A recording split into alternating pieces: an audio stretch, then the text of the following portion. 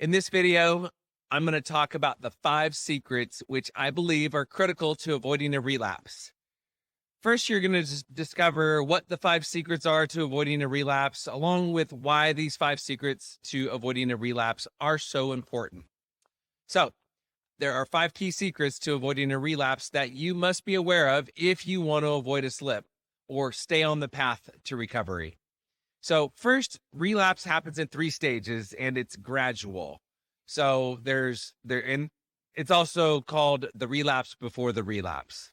So it's really crazy to see kind of someone as they're about to, like, you can see someone as they're about to relapse. So I'm going to talk about the relapse before the relapse. So first, it's the emotional relapse, which during the emotional relapse stage, someone's not thinking about drinking, but they are remembering how great it used to be. And during this period of time, you're also in denial, or they are also in denial about potentially relapsing. So thinking about, not thinking about the drinking, but you're kind of remembering how great it was. So signs of an emotional relapse include you're bottling up your feelings, you're not talking about things, you're stuffing things. Changes in your eating or sleeping habits, you're not regularly attending meetings. So let's say, for example, you used to go to 1 or 2 meetings a day. Well, typically, if you're in your first 90 days, you're going to go to a meeting every single day. So that's the recommendation, is 90 meetings in 90 days. I know for me, I went to 1 or 2 meetings every single day for probably my first 2 years. But if you're going to 1 meeting per day or 1 or 2 meetings per day, and then you skip a day, and then you skip another day, it happens. It happens very quickly how you can go from, like, okay, I'm committed to 90 meetings in 90 days. And then next thing you know, you're not going to any meetings at all. And for example, I was at a meeting not too long ago, and there was a guy that was in the meeting, and he said he was probably 120 days sober. He did his 90 meetings in 90 days, but as soon as he hit his 90 days, he kind of stopped going to meetings. And so at the meeting that I was at, he hadn't been to a meeting in 10 days. He was starting to feel a little restless, irritable, and discontent, as they say. And so luckily he didn't, or he hadn't relapsed at that point anyway. So luckily he showed up and he went to a meeting. So just noticing, if you're not regularly attending meetings. The other thing too is if you're not participating at meetings. So let's say you used to go to meetings and you used to show up early and you used to stay in the meeting the entire time and pay attention and participate and contribute. Those are good things. When you start showing up late for a meeting, or leaving early, or you go to the bathroom 3 times, or you're on your phone the entire meeting. So those are kind of just signs and just things to be aware of. If, when those things start to happen, it's a sign. A little flag should go off. Poor hygiene is another sign of an emotional relapse. Isolating yourself. So remember, isolation is the opposite of connection. The opposite of addiction is human connection. So we need human connection. And alcoholics, I mean, I can relate to this. I like to isolate. I don't want to talk to anybody. And if I got too much of the isolation going on, it's probably not a good thing. So that's something for you to pay attention to, whether it's yourself or you're thinking about this for somebody else.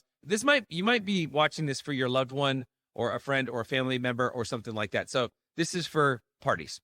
Okay, mental relapse. The next stage of a relapse is a mental relapse. So during the mental relapse stage, you're thinking about drinking. You're thinking about using. You might even start glorifying your past drinking and drug use. Now, during this stage is tough. It's tougher to come back from, because once you're at the mental relapse stage, you're already kind of going down that path of relapse. And your mind is a tricky thing. Okay, so your mind plays tricks on you. And so your mind will start to think only about the good things that happened when you drank and drugged, which it's crazy that you can even think about the good things, because the The upside potential of drinking and drugs is really small and very short-lived. And think about the downside. The downside of drinking or using is massive, right? You lose your family, you lose your friends, you lose your job, you go to jail. I mean, there's so many negatives associated with drinking and doing drugs. It's so crazy because the upside, there's a guy named Dr. Alan Barnard, who's a theory of constraints expert, and he talks about big upside. So the things that we say hell yes to should have a big upside and a really small downside. And if you think about drugs or alcohol or any addictive behavior, acting out sexually, having an affair, the upside is very small. And then the downside is massive. So those are the things that you say hell no to. So, okay, so back to the typical signs of a mental relapse include you're glorifying past drug and alcohol use. Maybe you're looking at Instagram, you're looking at stories of your friends having a great time drinking, partying, having a good time on Instagram, Facebook, Twitter, whatever. Now, what's interesting about this is, so I've been sober for a little while, and when I look on my Instagram feed, I see personal development, I see positive messages, I see people living their best lives, which that's kind of what I attract. Now, if you're new and you're less than a year, especially if you're less than a year sober, probably your Instagram feed is filled with the people that you drank and used with, the people like your destructive behavior, the lying, cheating, and stealing. That's what goes along with the alcoholism and the drug addiction. Remember, this is alcoholic behavior. Alcohol is just a symptom. The drug addiction, the drugs, that's just a symptom. The lying, cheating, and stealing, that's the behavior. Those are the people that you attracted into your life. Those are the Instagram stories that you attract. Those are the Instagram stories that you were probably attracted to when you were drinking and using. So, I mean, a good suggestion really is to take a break from social media for a little while, at least for your first 90 days, maybe even for your first year, until you get past, because alcoholism, drug addiction is cunning, baffling, and powerful, and it's going to take you some time before you're actually able to learn how to live life differently. In other words, okay, so if you start to crave drugs and alcohol, that's a sign of a mental relapse.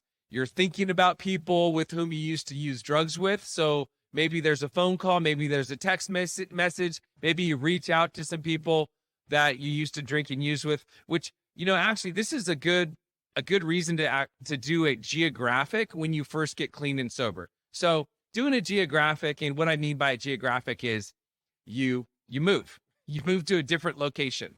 And I did many geographics. I mean, I grew up in Southern California. I grew up in Orange County, and then I moved to Ventura, and then I went to Northern California, and then I went to San Francisco, and then back down to Newport Beach, and then back up to Davis, and then out to San Francisco, and then to Arizona in 2006. So basically every time my life would fall apart, the shit would hit the fan, I'd move and I'd get my life together. But the problem with my geographics is that I moved geographically, but then I didn't change my behavior. I didn't transform my life.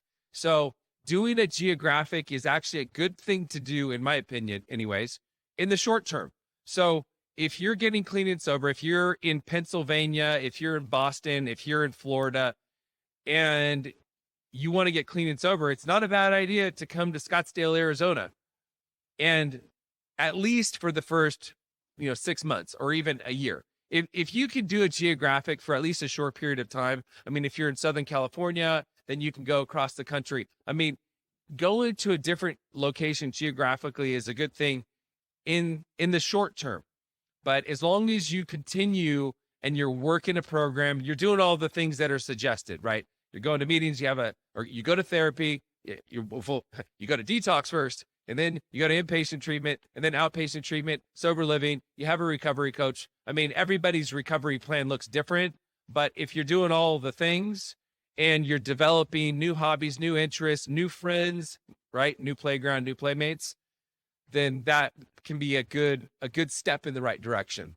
Because if you're staying in the same location, it's just too easy to go back to your old friends and your old environment. The path of least resistance is to go back to doing what you were doing. Okay, so moving on. You start, let's see here. If you start planning for the next time you're going to drink or do drugs, then obviously that's a mental relapse. Thinking how you can better control your drinking and drug use. So you start thinking, yeah, you know what? I think I'm doing good. I think I can start drinking again. I remember there's a guy named Ray who I know from the program, and he was sober for a long time. And then I remember I saw him after a couple of years. I saw him, and he said, I'm not in the deal anymore. I'm not in it anymore. I'm not doing it anymore. And I was like, oh, okay. And so he went back out to drinking, and actually, and this was a few years ago.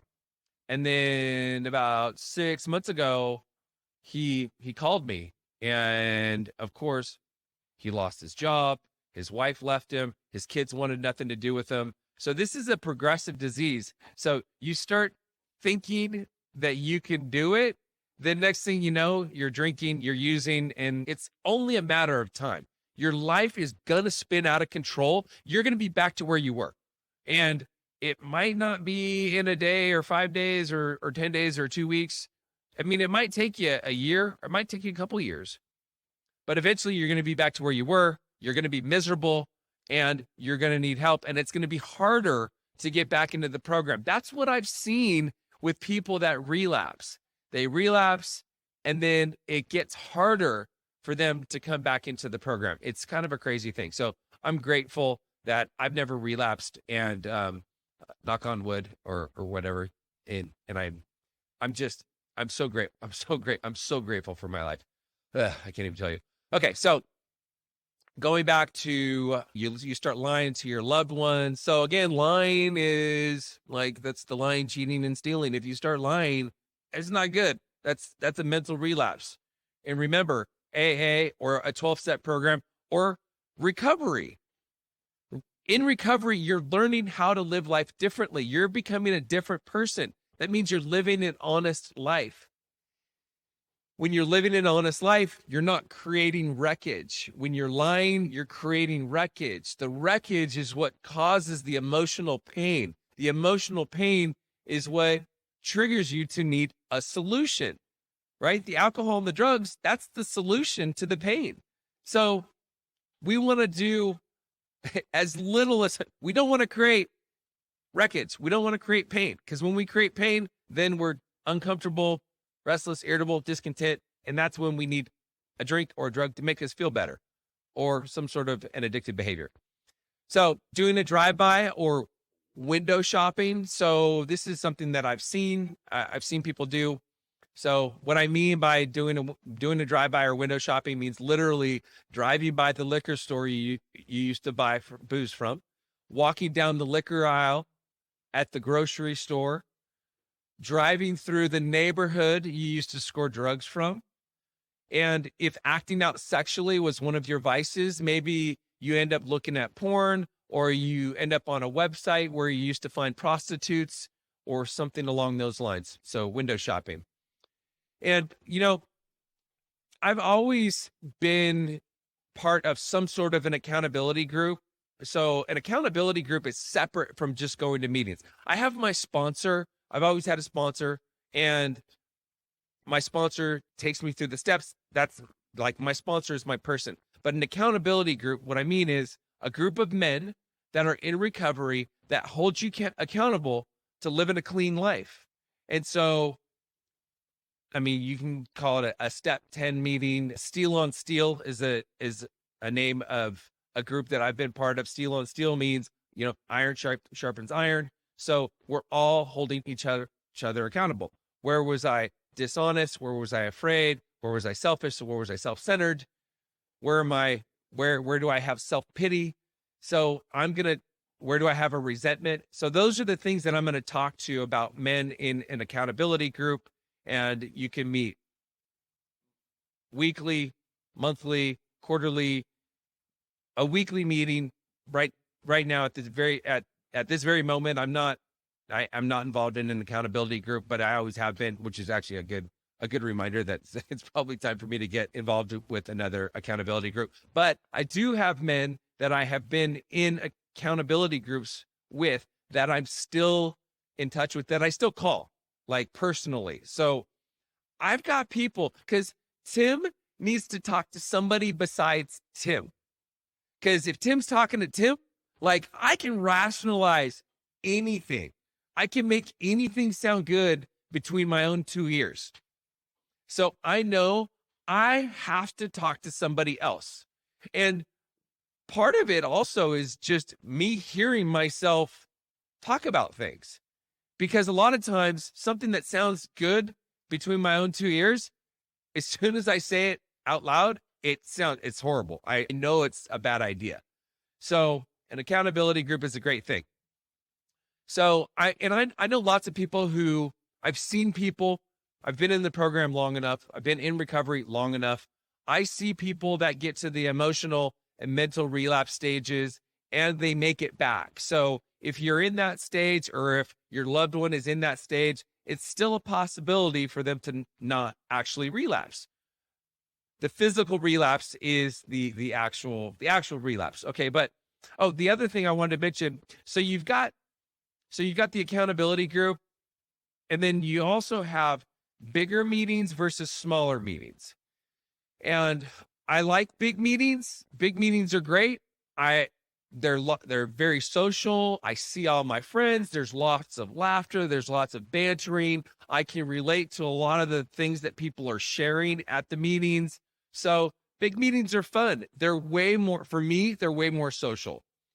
The smaller meetings are way more intimate. And by small, I mean anywhere from 5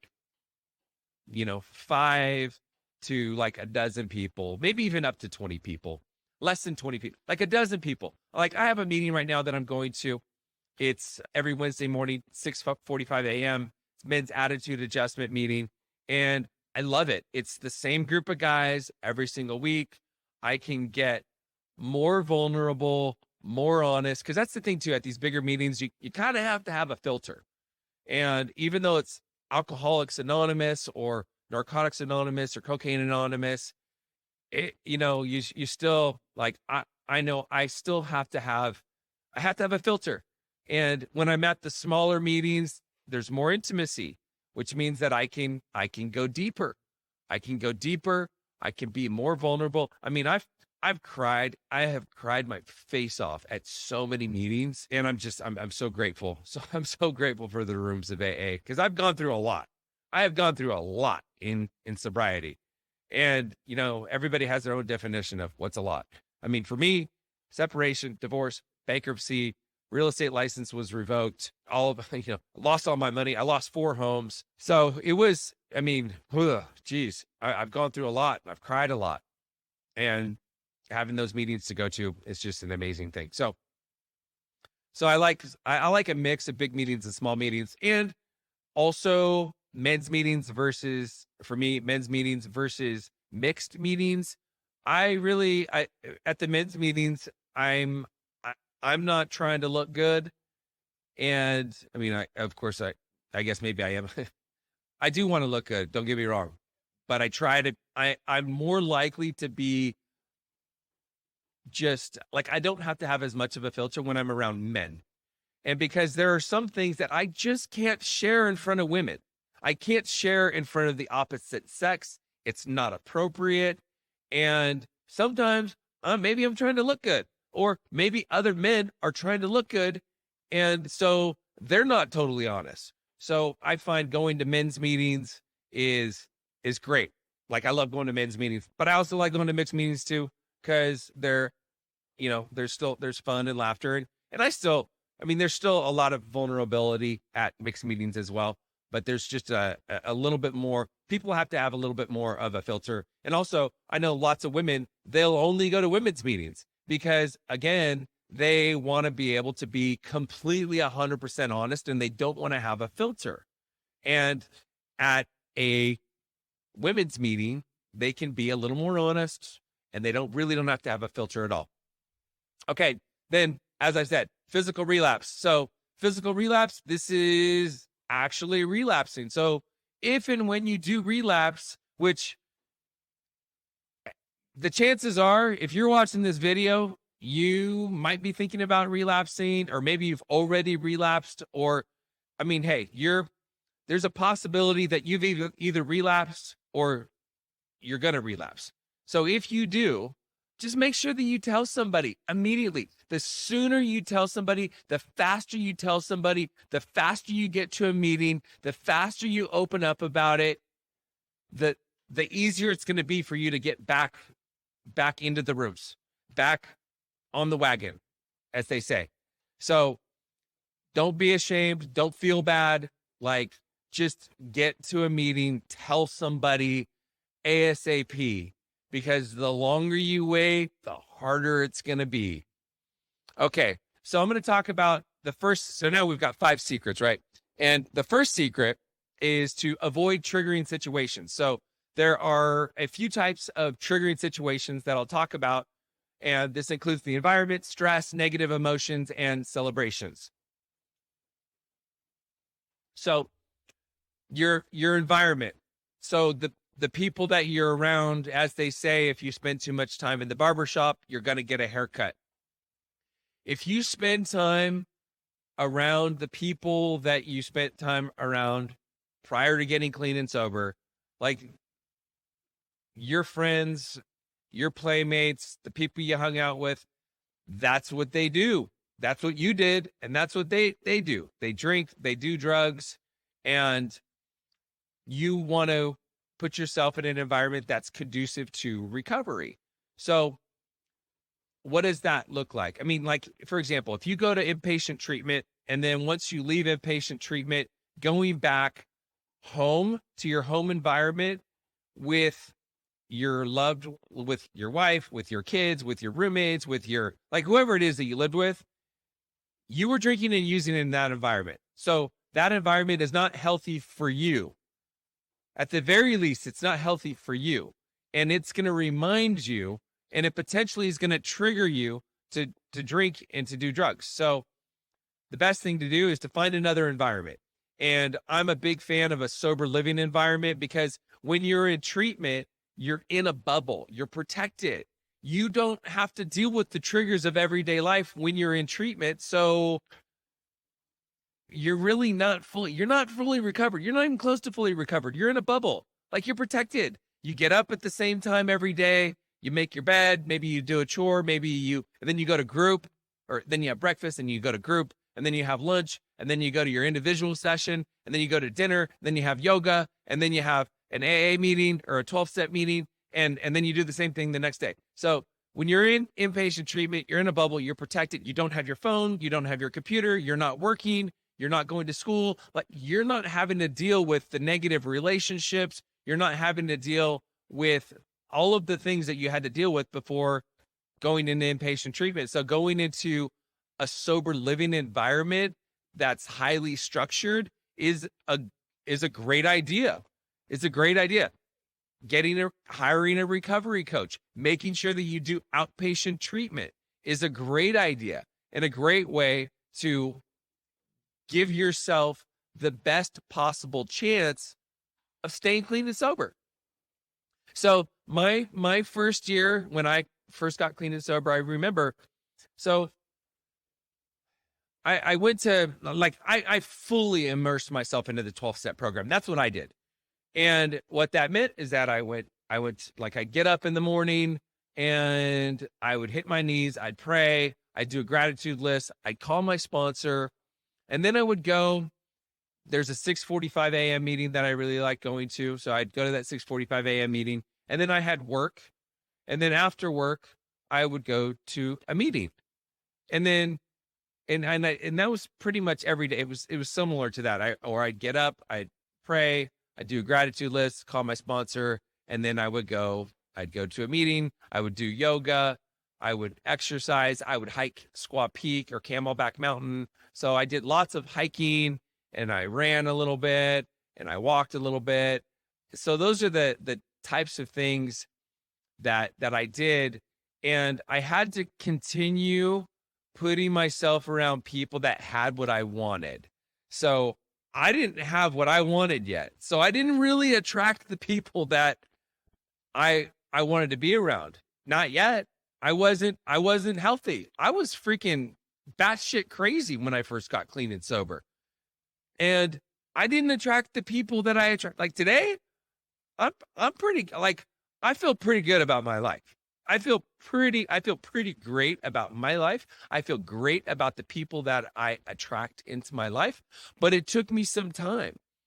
So environment's really important to put yourself in the best situation possible to attract people that are not negative, people that cause stress, people that are potentially going to drink and use. So Ben Hardy wrote a book. It's called Willpower Doesn't Work. And I think it's a New York Times best-selling book. And the premise of the book is basically, it doesn't matter how badly you want to drink, you want to stay clean and sober. If you put yourself in the environment around people that are negative, people that are triggering, people that are drinking, people that are doing drugs, people that are acting out, eventually you're gonna drink. You're gonna be triggered. You're gonna relapse. So give yourself a chance. Put yourself in the environment that's conducive to recovery. Stress. Okay, so stress can potentially create a relapse. So do everything you can to not be stressed out. So that's while you're in treatment, right? That's why you're not working, you're not going to school, you don't have your phone, you don't have your computer, you don't have access to the internet, or it's very minimal anyways. And the reason being that could potentially lead to stress, which potentially is going to lead to a relapse. And when you stop drinking, what you're going to do is because you want to have a purpose, right? So your purpose can be schoolwork, IOP, PHP. You can volunteer. Like, you've got to do something with your time. Now, you don't necessarily want to go out and get yourself this highly stressful job. And I've seen this happen. I've seen this happen many times where people think they need to go out and hit a home run. Like, oh man, I've just been wasting so much time. I need to go out. I need to get a job. I need to make more money. And like we had a guy, he was actually one of our clients at Camelback Recovery. And I remember, really good guy, really smart, great head on his shoulders. Now this guy, he was married. Actually, I think he was divorced. He had kids that he needed to support. And he was potentially going to be a house manager for us at Camelback Recovery, but he decided that he didn't want to be a house manager because it wasn't enough money. He needed to go out. He needed to get a better job. He needed to make more money, and because he needed to support his kids and he needed to pay alimony, and he felt like he needed to be a man. So he needed to have a better job. This guy, he didn't take the job. He actually ended up relapsing, right? And then the relapse led to more drugs, and then he ended up overdosing and dying. It was really, really sad. And I've seen that happen multiple times where people, they think that they need to go and they need to get the best job in the world, and you really don't. Your job should be recovery. Your job should be building your foundation, because if you want to stay sober for the rest of your life, which is that's how you're going to have the life of your dreams, is by working on your recovery. And right now is not the time to go out and get a big, huge, stressful job. And I have another story of a guy, and he went to inpatient treatment. After inpatient treatment, he went to outpatient treatment. He stayed at our sober living home. I'll call him Pat. His name was Pat. So Pat went to inpatient treatment, and then he went to outpatient treatment, stayed in our sober living. And then he was a professional. So college degree, professional, great job. His wife left him. His kids are with his wife. So totally broken, totally broken. And he has the capacity to go out and get back into a successful career easily. But what he decided to do was be a house manager for us at Camelback Recovery. He was a house manager for 6 months. And then after that, and he was a great house manager. And being a house manager is not, I mean, it's a job, you're going to make a little money, but that's not really why you're a house manager. The reason he was a house manager was because he wanted to continue building his foundation in recovery. Because when you're a house manager, you're an example. You've got to show everybody, all the other clients, like, hey, this is how a man in recovery lives, or a woman in recovery lives. Live in the principles in all your affairs. And so he was a house manager for 6 months. While he was still a house manager, he started interviewing for jobs. He got 3 solid offers. I think one was with SRP, one was with Intel, and one was with, I forgot what the other one was in. So he ended up taking a great job. He's doing amazing today. He's still clean and sober. He has his relationship with his kids again, and his relationship with his wife, or his ex-wife, is solid also.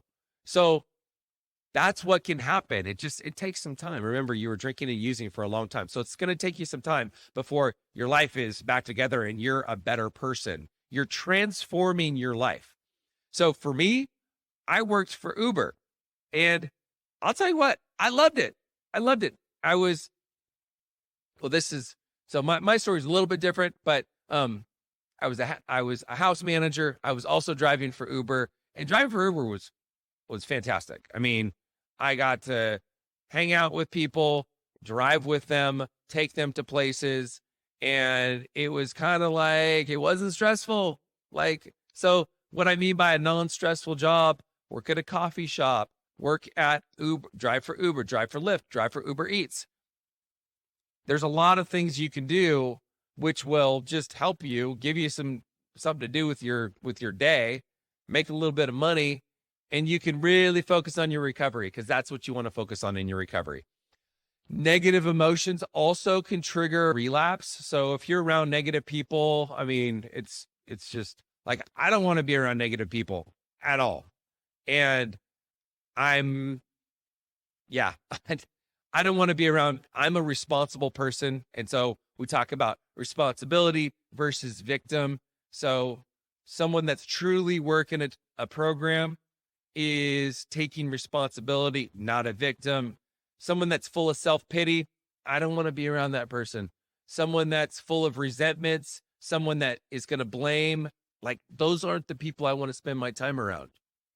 So I want to be around positive people that take responsibility, that are a good example for me, and are a good example for kind of the way that I want to be and the way I want to live my life. So celebrations actually can be another trigger. So New Year's Eve, Halloween, St. Patty's Day. I mean, St. Patty's Day is, I think it's a drinking holiday. July 4th, July 4th is Independence Day, but let's be real, it's a drinking holiday. Well, for me, when I was in my drinking and drug use, so any holiday or celebration that's a drinking holiday for you is going to be triggering, potentially. So, like for me, my first year, I actually, New Year's Eve, I drove for Uber. I mean, it was great. I drove for Uber. I made a bunch of money, and that was kind of what I did. A lot of other New Year's Eves, I don't even celebrate New Year's. I mean, sometimes I do, but I don't always have to. And if it's going to be triggering, weddings, birthday parties, anniversary parties, Halloween, New Year's Eve, like those are all the drinking holidays and celebrations that you just have to be aware of. And so make sure that you're aware of it, right? So what I think of is people that are, for example, if someone leaves our sober living, like they say, you want to stay in sober living until you're afraid to leave. And that's almost the case with some of these celebrations. You got to make sure that your radar is up. Because if your radar's not up, that's when potentially you're going to go down, or you might potentially go down. So you're programmed to live a life a certain way. And today's science estimates that 95% of your brain's activity is subconscious, and 95% of your thoughts today were the same thoughts that you had yesterday. So you've got all these thoughts. So you're programmed to live life a certain way. Your lifestyle, like the way you react, the way you respond, the things that you do, like you live life a certain way. So whenever you're in these situations that are not conducive to recovery, then potentially you're going to go down. And so you want to give yourself the best chance possible to stay clean and sober. Okay, secret number 2, get rid of your toxic friends. Your old friends promoted your old way of living. You're the average of the 5 people that you spend the most time with. So you want to spend your time around people that are living the life that you want. If you're surrounding yourself with people that, I mean, I've seen people sit there and bash their friends, bash the people that they hang out with, and don't hang out with those people. Hang out with the people that you want to be like. Hang out with the people that are living the life that you want to live. If you're hanging out with toxic friends, then potentially that's the road you're going to head back to. Secret number 3, develop a positive support network. So surround yourself, again, with people that you want to be like. So my first sponsor was great. I mean, he took me through the first 3 steps, but I realized very quickly that he wasn't necessarily living the life that I wanted to live. And he was solid. He just was like, his hobbies, his interests, his activities, the people he hung out with, they just didn't really jive with me and with my lifestyle and what I wanted. And so that was kind of how I realized I wanted a different sponsor. And I found a guy that we just had more things in common. And he was an entrepreneur. I'm an entrepreneur. He's married. He has kids. He just, like, the people he hung out with, also the meetings that he went to. So they say go to 90 meetings in 90 days. The thing with going to 90 meetings in 90 days is that there are lots of different kinds of meetings and lots of different people at different meetings and different formats. And so going to 90 meetings in 90 days means that you're going to find the meetings that resonate with you. You're going to find people that are at those meetings that resonate with you. They're going to tell stories that you can relate to. And those are the people that you want to be around. And then also, with regards to developing a positive support network, it's like, you got to let everybody know.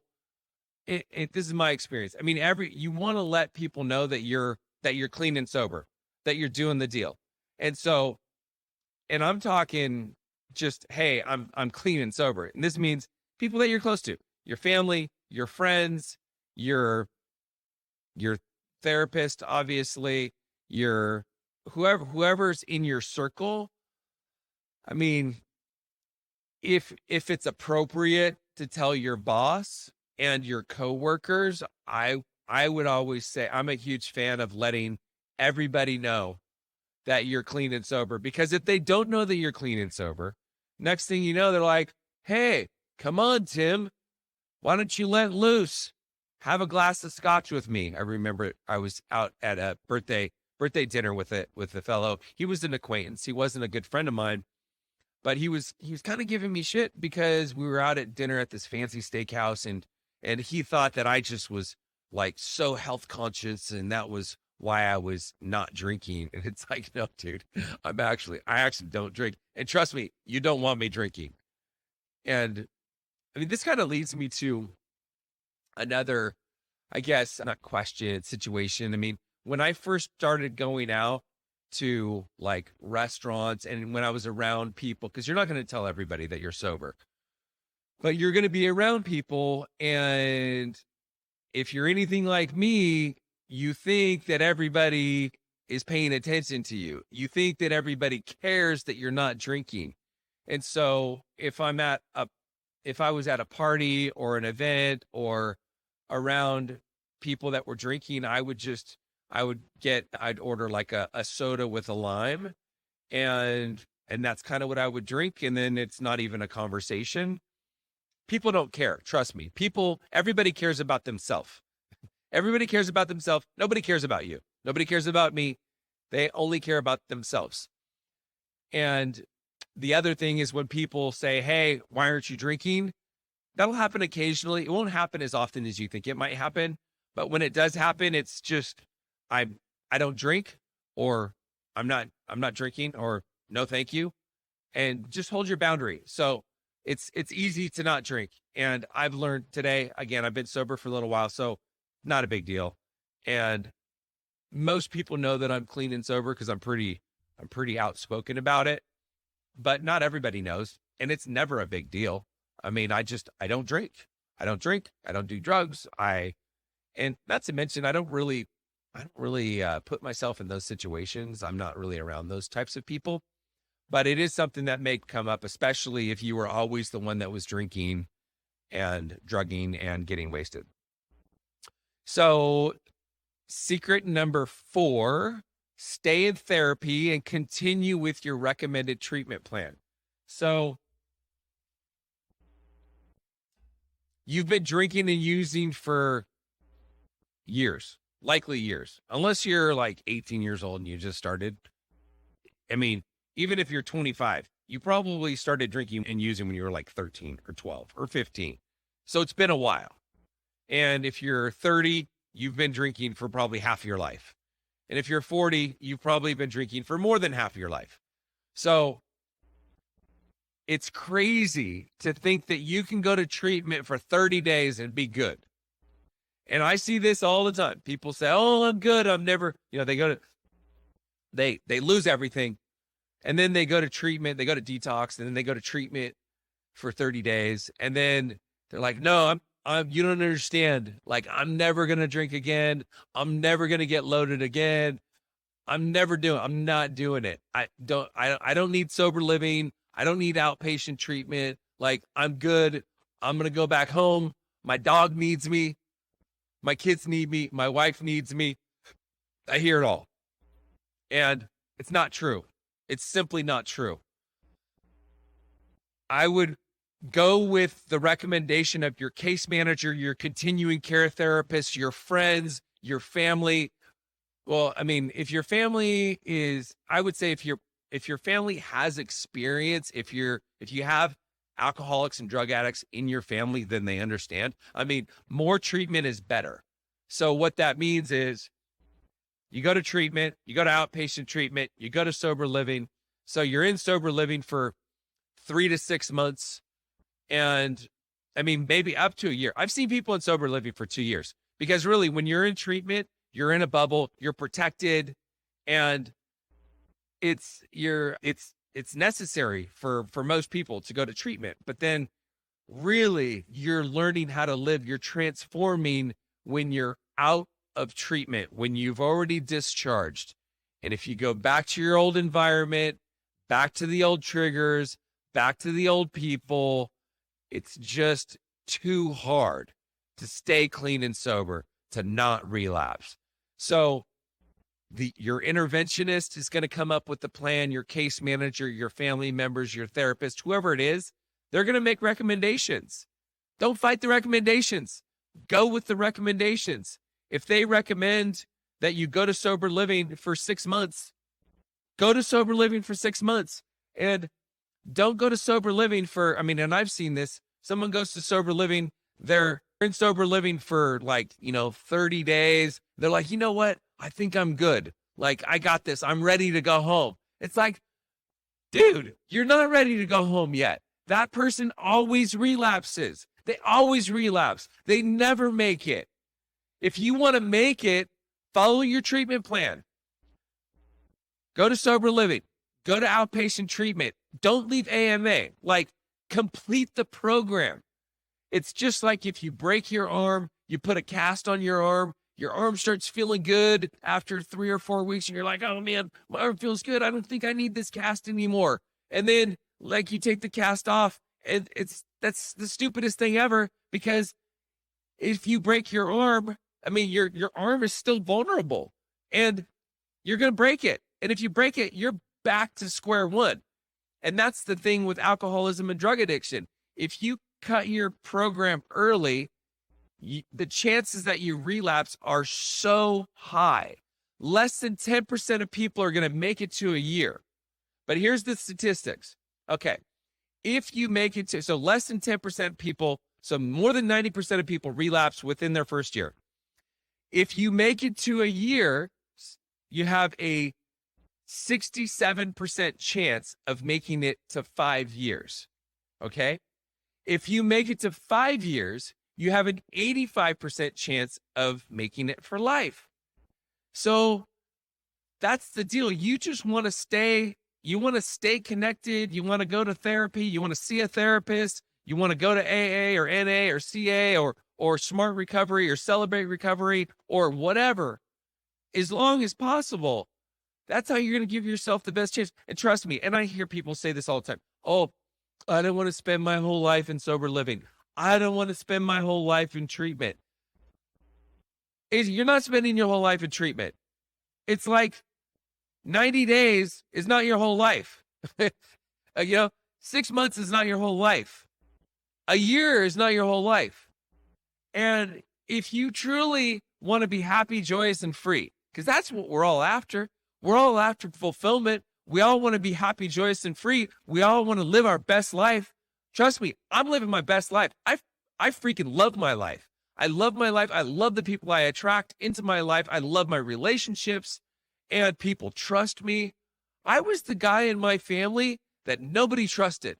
I was the guy that my sister, I remember, she wouldn't let her kids drive in the car with me. Like, they did not trust me. They're like, oh, Uncle Tim's here. Like, they would not let their kids go in the car with me. And then I'm clean and sober for, I don't know, I think I was probably about eight or 9 years at the time when my sister sent her son to live with me. You know, he was coming to college in Arizona. She wanted him to live with me. And like, it's crazy. Like, I'm the example. I'm the person that my family and my friends, they go to when they need help, when they have a question, when they want advice, when they need guidance. That wasn't like that when I was in my addiction. And it took a few years. It took some time. But that's what life can be like. So staying on the treatment plan, you got to do it. If you want to give yourself a chance, you got to take recommendations, listen to other people.